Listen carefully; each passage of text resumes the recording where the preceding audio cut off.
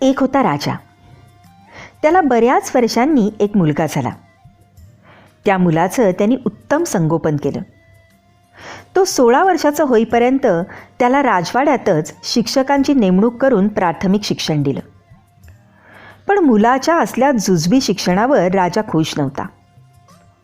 राजपुत्राला तत्कालीन सर्व विद्यांचं आणि कलांचं आणि राज्यशास्त्राचं उत्तम शिक्षण मिळावं, तो विद्वान चतुरस्र व्हावा असं त्याला वाटे.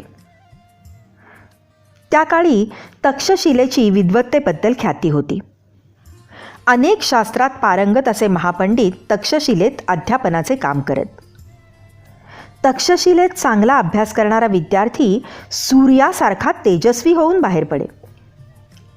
राजाने आपल्या पुत्राला तक्षशिलेलाच पाठवायचे ठरवलं.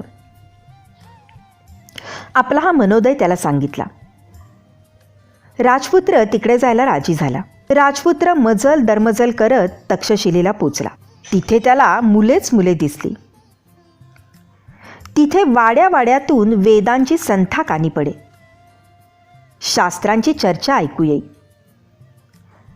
इथले महान आचार्य कोण असं राजपुत्रांनी विचारताच एका शिष्यानी त्याला एक नाव सांगितलं. राजपुत्र त्यांचा पत्ता विचारत विचारत विद्यालयात गेला. आचार्यांना वंदन करून पुढे उभा राहिला. आचार्यांनी त्याला स्नान संध्यादी कृत्य करून मग यायला सांगितलं. राजपुत्रांनी आवश्यक त्या सर्व गोष्टी केल्या. भोजन उरकलं. आचार्य दुपारची विश्रांती घेऊन उठून बसलेले पाहिल्यावर राजपुत्रांनी पुन्हा त्यांचं दर्शन घेतलं. कुठून आलास तू? आचार्यांनी विचारलं. मी वाराणसीहून आलो. मी तिथला राजकुमार आहे. वडिलांनी विशेष अध्ययनासाठी मला इकडे पाठवलंय. मन लावून अभ्यास करशील? 6 अध्यायांशी बरोबरीच्या न्यायाने वागशील? राजपुत्र आहेस म्हणून विचारलं. आपल्या इच्छेप्रमाणे वागेन आचार्य. ठीक आहे. आजपासून तू माझा शिष्य झालास. माझ्या पाठशाळेत मी तुला प्रवेश दिला आहे. इतर शिष्यांबरोबर राजपुत्राचंही शिक्षण चालू झालं. राजपुत्र त्या पाठशाळेत रुळला, रमला, अभ्यासही मन लावून करू लागला. आचार्यांना विविध शंका विचारू लागला. राजपुत्राचा तो चौकसपणा पाहून आणि त्याची वागणूक बघून आचार्य खुश झाले. एके दिवशी स्नानाला जात असताना राजपुत्रांनी एका अंगणात पांढरे तीळ वाळत घातलेले पाहिले. एक म्हातारी त्या तिळांची रखवाली करत बसली होती. राजपुत्राला ते तीळ खाण्याचा मोह झाला. त्याच्या तोंडाला पाणी सुटलं. आचार्यांसह सर्वजण पुढे गेलेले होते. म्हातारीची नजर चुकवून त्यांनी त्या वाळवणातले मूठभर तीळ उचलले आणि त्याचा पकाडा भरला. पण म्हातारीची नजर तीक्ष्ण होती. तिने राजपुत्राला हटकलं, पण तो तिच्याकडे लक्ष न देता विद्यार्थ्यात येऊन मिसळला. दुसऱ्या दिवशी पुन्हा राजपुत्रांनी तीच गोष्ट केली. तिसऱ्या दिवशीही तसंच घडलं. तेव्हा मात्र म्हातारीने आचार्यांना हाक मारली. आचार्य तिच्याकडे गेले. म्हातारीने घडला प्रकार सविस्तर सांगितला. तुमच्या या शिष्यानी माझ्या वाळवणातले मूठभर तीळ खाल्ले. असा हा याचा क्रम 3 दिवस चालू आहे. मी 2 दिवस गप्प बसले, पण आज 3ऱ्या दिवशीही पुन्हा तोच प्रकार. सांगितलंस ते बरं केलंस. ही खोड वाईट आहे. मी त्याचा बंदोबस्त करतो. असं म्हणून आचार्य राजपुत्राकडे वळले. त्याला त्यांनी दटावून विचारलं, काय रे, हे खरं आहे का? राजपुत्रांनी आपला गुन्हा कबूल केला. त्यावर आचार्य म्हणाले, राजपुत्रा, एखाद्या वस्तूचा मोह उत्पन्न होणं ही गोष्ट फार वाईट. तशातही तो मोह न आवरता दुसऱ्याची वस्तू त्याच्या न कळत उचलणं हे त्याहून महावाईट. ही चोरी आहे आणि राजपुत्रांना अशी चोरी करणं म्हणजे कुंपणानंच शेत खाण्यासारखं आहे. या चौर्यकर्माबद्दल मी तुला शिक्षा करणार आहे. असं म्हणून आचार्यांनी म्हातारीच्या देखत तिळाच्या मुठीबद्दल राजपुत्राला चांगलंच खडसावलं. सर्व सहाध्यायांनीही ते पाहिलं. राजपुत्राला मेल्याहून मेल्यासारखं झालं. त्याला आचार्यांचा संताप आला. वर करणी काही करता येईना, त्यामुळे तो आचार्यांवर मनोमन जळत राहिला. आचार्य, इथे तुमचं राज्य आहे, मला काही करता येत नाही, पण मी राजपुत्र आहे. काही वर्षांनी मी वाराणसीचा राजा होईन, त्यावेळी पाहून घेईन. असं तो मनातल्या मनात घोळवत राहिला. सूडबुद्धीने त्याला पुरतं घेरलं. यथाकाळ राजपुत्राचं अध्ययन पूर्ण झालं. आचार्यांनी त्याला समारंभपूर्वक निरोप दिला. त्यावेळी राजपुत्र विनम्र आवाजात आचार्यांना म्हणाला, गुरुवर्य, आपण मला विद्या दिलीत, सर्व शास्त्रात मला प्रवीण केलं. आपले हे माझ्यावर अनंत उपकार आहेत. विद्यादाता गुरु हा विद्यार्थ्यांचा दुसरा पिता होतो, म्हणून आपण मला पितृतुल्य झाला आहात. आपला वियोग मला कायमचा जाणवणार आहे. इथून गेल्यावर मी वाराणसीचा राजा होईन. त्यावेळी आपण एक वार माझ्या राजधानीला भेट द्या. मला आपला राजेशाही सत्कार करायचा आहे. माझ्या अधिकाऱ्यांना आणि प्रजेला आपलं पवित्र दर्शन मला घडवायचं आहे. ते सगळं ठीक आहे रे, पण माझ्या अध्यापन कार्यातून अशी सवड मिळणं दुरापास्त. तू नीती न्यायाने राज्य केलंस की मला सत्कार पोचला. ते चालणार नाही गुरुवर्य. हा माझा हट्ट आहे आणि तो तुम्ही पुरवलाच पाहिजे. ठीक आहे, ठीक आहे, सवड काढून येईन मी. आचार्यांकडून एवढं आश्वासन घेऊन राजपुत्र तक्षशिलेहून निघाला. यथाकाळ वाराणसीला पोचला. आपला मुलगा विद्यावंत होऊन परत आलेला पाहून राजाने त्याचं कौतुकाने जाहीर स्वागत केलं. राजा आता वयोवृद्ध झाला होता. त्याला वाटलं आता राज्यभार मुलाच्या शिरावर देऊन आपण वानप्रस्थ स्वीकारावा, आत्मचिंतनात उरलेलं आयुष्य घालवावं. आपला बेत त्यांनी अमात्य प्रधानांना बोलून दाखवला. त्यांनीही संमती दिली.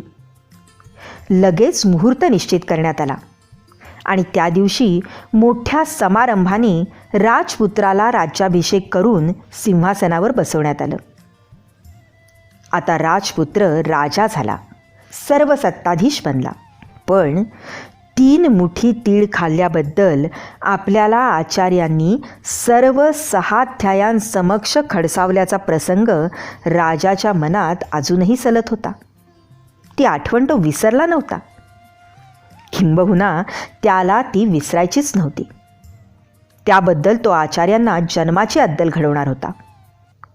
म्हणून त्यांनी नम्रतेचं, साळसूतपणाचं एक पत्र लिहून आचार्यांना भेटीचं निमंत्रण दिलं. आचार्यांना ते निमंत्रण मिळालं. शिष्याचं अगत्य कळून आलं. आपल्या शिष्याची इच्छा अपुरी ठेवणं योग्य नव्हे असं त्यांना वाटलं. त्यांनी वाराणसीला जाण्याची तयारी केली. बरोबर काही शिष्यही घेतले आणि आचार्य वाराणसीला आले. राजवाड्याच्या महाद्वारात आचार्य पोचताच द्वाररक्षकांनी तशी वर्दी आतमध्ये दिली. राजांनी आचार्यांना आत बोलावलं. आचार्य त्याच्यासमोर गेले. राजा सिंहासनावर रेलून बसला होता. तो उठलाही नाही किंवा पुढे झुकलाही नाही. त्यांनी आचार्यांना याही म्हणलं नाही की आसनही दिलं नाही. उलट उग्र शब्दात तो आपल्या प्रधानांना म्हणाला, प्रधान मंडळी हो, हा तक्षशिलेचा आचार्य स्वतःला विद्वान समजतो, धार्मिक समजतो. यांनी माझा एका राजपुत्राचा पाणउतारा केला, मला अपमानित केलं. याबद्दल याला जबरदस्त शिक्षा करण्यासाठी मी इथे बोलावून आणलंय. तुम्ही याला अंधार कोठडीत ठेवा आणि योग्य दिवस पाहून याचा जाहीर शिरच्छेद करा. राजाज्ञा कठोर होती, अन्यायाची होती. पण आचार्य डगमगले नाहीत. ते ताठ मानेने उभे राहिले. शिष्योत्तमा, मला 2 शब्द बोलण्याची परवानगी देतोस? असं त्यांनी राजाला विचारलं. बोल, तुला काय बोलायचं ते बोल.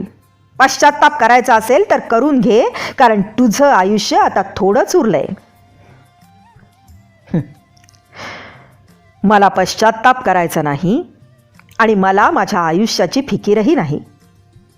मी जे केलं ते अगदी योग्यच केलं, कारण मला ते करणं भागच होतं.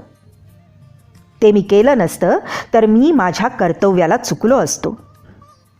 चांगलं वळण लावण्यासाठी गुरुजन जी शिक्षा करतात त्यांचा थोर पुरुष राग धरत नाहीत, कारण तशी शिक्षा आवश्यकच असते.